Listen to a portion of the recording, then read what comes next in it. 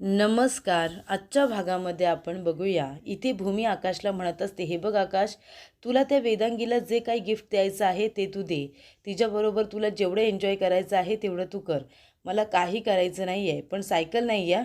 तू तिला सायकल का गिफ्ट केलीस? हे बघ, तू तिच्याबरोबर सायकलवरती फिरायचं नाही. सायकल तू फक्त माझ्याबरोबर चालवायची आहे. माझ्या सायकलवरती तू बसायचं आहे. तू, मी आणि माझी सायकल. कळलं तुला?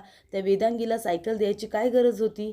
तेव्हा इथे भूमी आता जात असताना आकाश तिचा हात पकडतो आणि तिला म्हणतो की शेवटीला प्रश्नाचं उत्तर तू दिलंसच नाही. तू सांग ना, तू, मी आणि सायकल आपल्या तिघांचं काय नातं आहे भूमी? तेव्हा इथे भूमी आता काहीच बोलत नाही. आकाश तिच्याकडे अगदी प्रेमाने बघत असतो. तेव्हा इथे भूमी आता त्याच्या प्रश्नाचं उत्तर न देता त्याचा हात आता बाजूला करते आणि ती लगेचच तिथून जात असते. तेव्हा इथे आकाश खूपच जास्त खुश होतो, कारण पहिल्यांदा भूमी खूपच जास्त जलेस झालेली असते आणि त्यामुळे तिने हे कृत्य केलेलं असतं. तेव्हा आता वेदांगीने सगळं काही बोलणं ऐकलेलं असतं आणि तिला राग आलेला असतो की इथे भूमीने आकाशसाठी त्या सायकलची हवा काढलेली आहे आणि तिने चांगलंच बजावलेलं सुद्धा असतं की त्या वेदांगीला सायकल गिफ्ट का केलीस म्हणून आणि तिच्याबरोबर सायकलवरती फिरायचं सुद्धा नाही. तेव्हा इथे आकाश म्हणतो, "मला माहिती आहे भूमी, तू असं का केलेस?" आणि तो म्हणतो की मला माझ्या प्रश्नाचं उत्तरसुद्धा मिळाले आणि तो तिला आय लव्ह यू म्हणतो आणि खुश होतो. तर इकडे भूमी आता जेवण करत असते. ती म्हणते की मी असं का वागले, मी असं चुकीचं वागायला नको हवं होतं. आणि ती आता काय करते, भाजीला फोडणी काय देते, तिला काहीसुद्धा कळत नसतं. तेव्हा इथे भूमी म्हणते की मी असं का केलं. तेवढ्यातच वेदांगी येते आणि म्हणते की मला माहिती आहे ना तू असं का केलंस ते. वेदांगी म्हणते, काही मदत करू का? तेव्हा भूमी म्हणते, नाही नको, सगळा स्वयंपाक झाला आहे. तेव्हा इथे वेदांगी आता भाजीच्या फोडणीमध्ये आलं लसूण टाकायला जाते. तेव्हा इथे भूमी म्हणत असते की ह्या भाजीमध्ये आलं लसूण नाही टाकत. तेव्हा वेदांगी म्हणते, हां ठीक आहे ना, थोडंसं तर पडलं, एवढं काय फरक पडणार आहे भाजीमध्ये. तेव्हा इथे भूमी म्हणते की नाही, काय काय भाज्या अशा असतात ना ज्याच्यामध्ये आलं लसूण थोडं जरी पडलं ना तरीसुद्धा ती भाजी खराब होऊन जाते, तो पदार्थ खराब होऊन जातो. तेव्हा इथे वेदांगी म्हणते, हो ना, जसं माझ्या आणि आकाशच्या नात्यामध्ये तू आलेस, तू दिसली जरी नसशील ना तरीसुद्धा तुझ्यामुळे आमचं नातं स्पॉईल होतं, असं वेदांगी म्हणते. ते ऐकून भूमीला आश्चर्य वाटतं. तर इकडे अभि येतो आणि म्हणत असतो की आई, मला जरा तुझ्याशी महत्त्वाचं बोलायचं होतं. तेव्हा रागिनी म्हणते, हे काय तू एकटाच आलास, तुझी बायको कुठे आहे? तेव्हा इथे अभि म्हणत असतो की तिच्या आईला बरं वाटत नाही आहे, तेव्हा ती तिच्या आईकडे गेली, संध्याकाळपर्यंत परत येईल. तेव्हा रागिनी म्हणते की जाऊ दे ना, तसंही तिचं इथे काय काम आहे, तिच्या आईकडेच राहिली ना तरीसुद्धा चालेल. तेव्हा इकडे अभिला राग येतो. रागिनी म्हणते, का रे, तुला राग आला का? तेव्हा इथे रागिनी म्हणते, तसंही तुला तिच्याबरोबर लग्न करायचं नव्हतं. तेव्हा अभि म्हणतो, पण आता लग्न झालंय ना आई.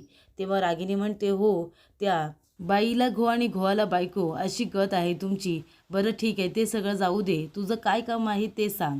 तेव्हा इथे अभि म्हणत असतो की उद्या इंटरनॅशनल टेक्स्टाईल कॉर्पोरेशनचं एक्झिबिशन आहे मुंबईमध्ये, तर महाजन गारमेंट्सने सुद्धा त्याच्यामध्ये पार्टिसिपेट करावं अशी त्यांची इच्छा आहे, त्याचं आपल्याला इन्व्हिटेशन आलं आहे. तेव्हा रागिनी म्हणत असते की ठीक आहे, आता या एक्झिबिशनमध्ये मी आपल्या कंपनीला रिप्रेझेंट करणार. तेव्हा अभि म्हणतो, पण आई, आकाश असताना? तेव्हा रागिनी म्हणते, मग पॉवर ऑफ अटर्नी कशीही करून मला माझ्या नावावरती करायची आहे. मागच्या वेळेला जे करता आलं नाही ते मला आता करायचं आहे. तेव्हा अभि म्हणतो की नवरा जेलमध्ये आहे त्याचं काही नाही, हिला अजूनही प्रॉपर्टीज हवी आहे. तेव्हा रागिनी म्हणते, काय रे अभि, मनातल्या मनात आईला खडे फोडून मोकळा झालास का? जे काही बोलायचं होतं ते बोलून मोकळा झालास ना? आता जा, आता पेपर वगैरे तयार कर सगळं, मीच या एक्झिबिशनमध्ये भाग घेणार आहे. तेव्हा इथे रागिनी आता अभिला सांगते पेपर वर्क करायला आणि ती आता ॲडव्होकेट भानुशाली यांना फोन करते आणि म्हणते की तुमच्या भल्याचं काम आहे आणि माझ्यासुद्धा, आडेवेडे घेऊ नका, मी जे काही सांगते ते फक्त ऐका. तर इथे आता रागिनी इथे भानुशाली बरोबर परवाचा प्लॅन तयार करत असते. तर इकडे भूमी म्हणते की हे बघ वेदांगी, असं काही नाही आहे, मला तुमच्यामध्ये वगैरे यायचं नाही आहे. तेव्हा वेदांगी म्हणते, हे बघ भूमी, मला तुझ्यासारखी मैत्रीण गमवायची नाही आहे, पण माझं आणि आकाशचं एकमेकांवरती खूप जास्त प्रेम आहे, त्याच्यामुळे तू आमच्यामध्ये येण्याचा प्रयत्न करू नकोस. तू जे काही वागलेस ना ते चुकीचं आहे. तेव्हा भूमी म्हणते, हे बघ चुकून झालं ते माझ्याकडून. तेव्हा वेदांगी म्हणते, मी मूर्ख वाटते का गं तुला? हे बघ, मला तुलासुद्धा गमवायचं नाही आहे आणि आकाशलासुद्धा गमवायचं नाही आहे, त्याच्यामुळे पुन्हा तू असं कधी करू नकोस. तेवढ्यातच तिथे मानसी आहे, त्याने म्हणते, ताई, पानं वाढायला घेतले, तुला बोलावले. तेव्हा भूमी तिथून गेल्यानंतर इथे मानसी म्हणत असते की वेदांगी, तू काय बोलत होतीस ताईला आणि एवढी तिच्यावरती रागवत का होतीस? एक गोष्ट लक्षात ठेव, तुला सगळं काही खरं माहिती आहे. ताई आणि भाऊजींचं लग्न झालंय. तू हे जे काही करतेस ते सगळं नाटक आहे.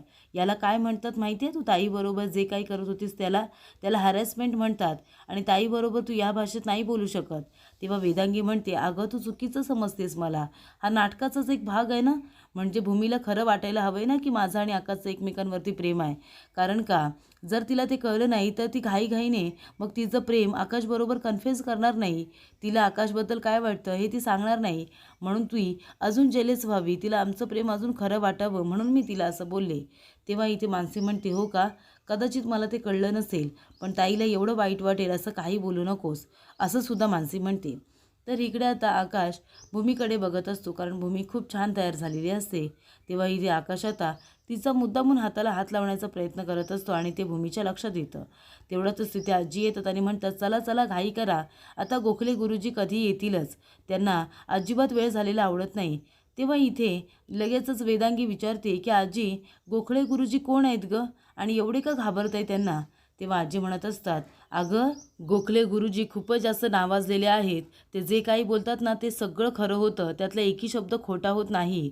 तेव्हा वेदांगी म्हणते, हो का, मग या गुरुजींना मला भेटायला नक्कीच आवडेल. तेव्हा इथे रागिनी म्हणते, अगं भेटायला काय, आता ते येतील ना तेव्हा जा आणि त्यांचं ऑप्शनसुद्धा तूच कर. तेव्हा इथे सगळेजण आता एकमेकांच्या तोंडाकडे बघायला लागतात आणि रागिनीकडे सुद्धा बघायला लागतात. तेव्हा इथे रागिनीच्या लक्षात येतं की घरातल्या मुलींना सोडून तिने बाहेरच्या मुलीला मान द्यायचं ठरवले. तेव्हा इथे आजी तिच्याकडे बघायला लागल्यानंतर रागिनी म्हणते की आई, अगं वेदांगीसुद्धा आपल्या घरातलीच आहे ना? तेव्हा इथे आई म्हणतात की हो ठीक आहे. तेवढ्यातच आता गोखले गुरुजी आलेले असतात. तेव्हा सगळेजण त्यांच्या स्वागतासाठी तयार असतात. तर इथे आता आरतीचं ताट भूमीने तयार केलेलं असतं आणि वेदांगी ते तिच्या हातातून घेऊन जात असते. तेवढ्यातच आता चेअरचा धक्का तिच्या हाताला लागतो आणि ताट खाली पडणारच असतं. तेवढ्यातच भूमी ते सावरते आणि म्हणते, अगं हळू जरा. तेव्हा इकडे आता जे ताट माणसीच्या हातामध्ये असतं ते भूमी आपल्या हातात घेते आणि म्हणते, जरा सावकाश, आरतीचं ताट आता पडलं असतं ना. तेवढ्यातच इथे ते ताट आता बरोबर भूमीच्या हातामध्ये आलेलं असतं आणि वेदांगी ते ताट पुन्हा भूमीच्या हातातून घ्यायला जाणार. तेवढ्यातच गोखले गुरुजी म्हणतात, थांब मुली, देव दत्तात्रयांची कृपा आहे की ज्या मुलीच्या हातून औक्षण व्हायला हवंय तबक अगदी त्याच मुलीच्या हातामध्ये गेलेला आहे. त्यामुळे जिच्या हातामध्ये तबक आहे औक्षण तिनेच करायचं. तेव्हा इथे भूमी आता टेन्शनमध्ये येते. आजी म्हणत असतात, अगं भूमी तिथे का उभी आहेस तू? लवकरात लवकर इकडे ये ना. आपण गुरुजींना असं दारामध्ये किती वेळ अजून ताटकळत उभं ठेवायचं आहे, ते बरोबर नसतं. तेव्हा भूमी म्हणते, पण आजी मी. तेव्हा इथे आजी म्हणतात, हो ये ना. तेव्हा इथे गुरुजी म्हणत असतात की तू कशाला किंतु परंतु करतेस? देवाची इच्छा पूर्ण करायची आहे की तुझ्या शंका कुशंका काढायच्या आहेत ते महत्त्वाचं आहे.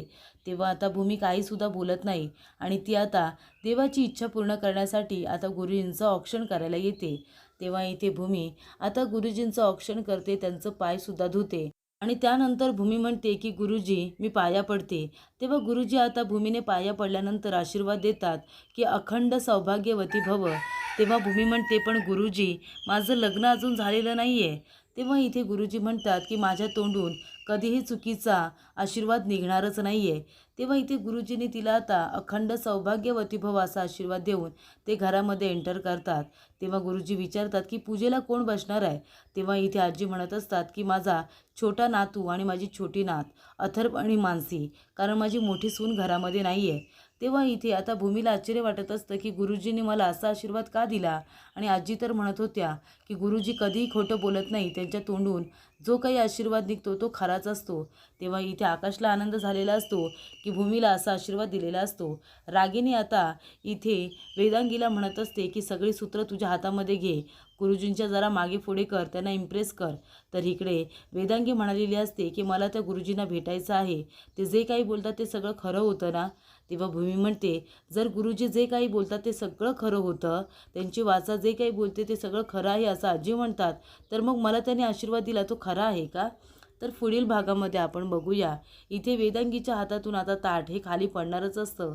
तेवढ्यातच भूमी ते सावरते आणि आपल्या हातामध्ये घेते आणि ती वेदांगीला म्हणते की माझ्या घरामध्ये, माझ्या घरातल्या पूजेमध्ये अशी बेजबाबदारपणा केलेला मला चालणार नाही आहे. तेव्हा इकडे आता आकाश म्हणत असतो की भूमी पहिल्यांदा माझं घर म्हणाली आहे, म्हणजे आता तिला काही गोष्टी आठवायला लागल्यात. लवकरच तिला आमच्या दोघांचा हा शुभ विवाहसुद्धा आठवेल, असं आता आकाश मानसीला सांगत असतो आणि मानसीबरोबर सगळं तो डिस्कस करत असतो. तेव्हा आता हे बोलणं ऐकून मानसीला सुद्धा सगळ्यात जास्त आनंद होतो, कारण भूमीला काही आठवत नाही आहे या गोष्टीचं तिला दुःख असतं.